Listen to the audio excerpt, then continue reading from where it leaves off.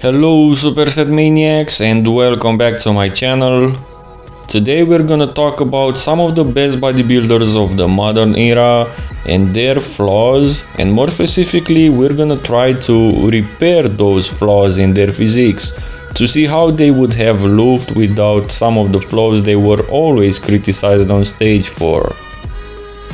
Before we begin, I want to mention that I'm not trying to be disrespectful to anyone in any way. This is bodybuilding, the guys are judged by the way they look. Nobody is perfect, everyone has more or less flaws, and without any more explanations, let's begin this video. And we start with our current Mr. Olympia Big Ramy and one of his weakest poses at the 2020 Mr. Olympia at least. The back double biceps. What's the problem about his pose here?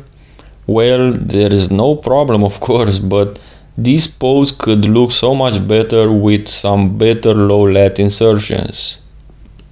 What do you guys think? Who would beat Big Ramy if he had such a back?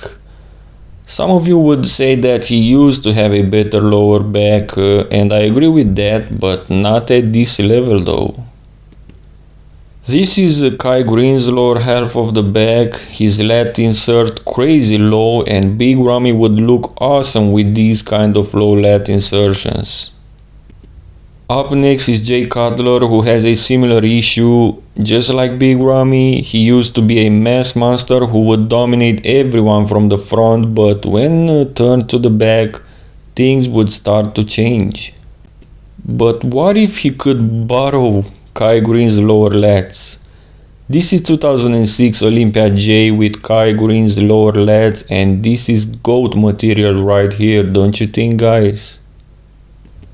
Cutler was Ronnie Coleman's biggest rival, but he would only beat him by the end of his career, and I believe this is mainly because of Ronnie's back domination over him. These lower lats insertions of Kai are crazy, and speaking of the devil, let's see if Kai's back had any noticeable weaknesses. Well, I think we can all agree that Kai had one of the best back double biceps poses of all time, but somehow he would lose this pose against his biggest rival, Heath, mainly because of his traps and forearms. But what if Kai would have improved on both of these body parts? Something like this maybe. This is 2014 Olympia Greene with bigger traps and bigger forearms, and I believe Phil would have been in danger if Kai looked similar to this.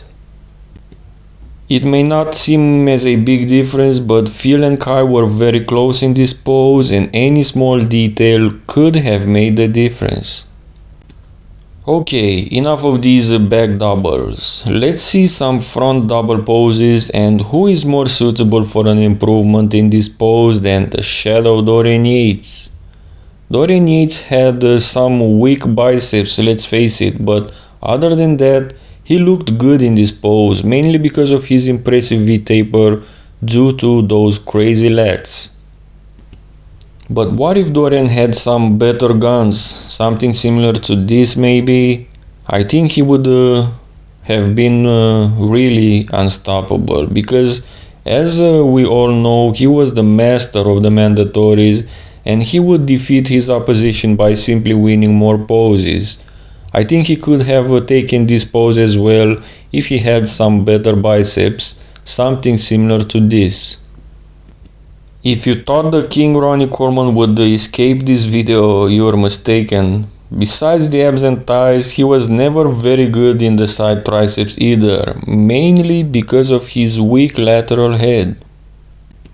Could you imagine if Ronnie had a meaty triceps like Heath? Ronnie was already unstoppable in his prime, and this would have been unfair to his opposition, really. Just look at him. He didn't look too bad in O3 in this pose, and with some better triceps, he would have been invincible in this pose as well, as in the majority of the other ones. So we have used Phil's biceps for Dorian Yates and his triceps for Ronnie. But is Heath perfect? Well, If we think about muscle groups, he may be the closest one to perfection in this list, but he has a flaw that we all know about it, and it's about his bone structure, and more specifically, his narrow clavicle bone. But what if Phil was this wide, guys? Can you imagine that? What would all the haters have said then? Because you guys love to point out his narrowness every time he destroys your favorite bodybuilders in a comparison. And not liking his character does not make him a less better bodybuilder, guys. Okay, let's move on to a much likable bodybuilder, a fan favorite, and a better ambassador for the sport, as many would say, Brandon Curry. We all know his biggest issue is his undersized legs, because otherwise he is very complete. What if he is able to grow those legs? Maybe something similar to this?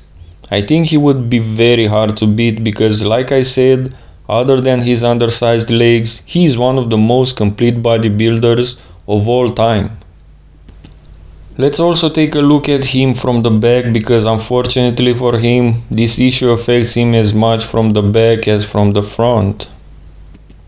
His glute ham development was very good in 2020 if we ignore the lack of size.